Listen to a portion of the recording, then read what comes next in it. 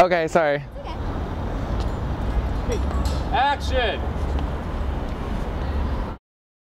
A new epidemic has hit New York City. Yeah, you guessed it, cell phone zombies. Nobody talks on the phone anymore, so I would say I'm texting all day long. I mean, I literally text my best friend as soon as I get up until we go to sleep. The purpose of a cell phone has shifted from talking to texting. It makes people have more stress, it makes people do more on it, and you walk around in New York, you see everybody on their phone. That's it. They're just on their phone, and walking into trees and poles and just staying on their phone.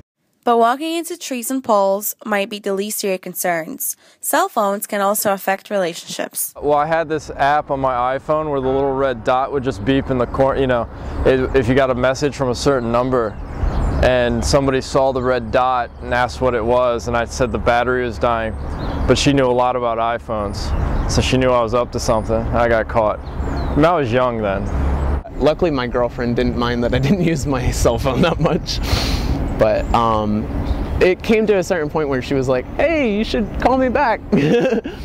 Back whenever I had a BlackBerry and you could like BBM, you know, it says if you've read the text message or not, and me and my boyfriend would get in, now ex-boyfriend, would get in fights all the time because I'd be like, why the hell aren't you texting me back? Like, I know you saw this.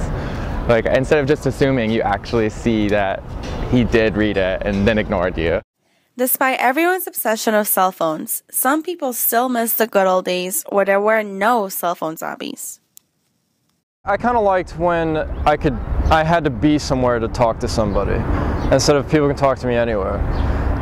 And I think it's made people more rude or ruder because now anyone can be late and they can just text you and say they're running 15 minutes late. Before, if you were 15 minutes late, I could leave. You know what I mean? But now I gotta wait for them. So I know where they are. And they know where I am. Is that good?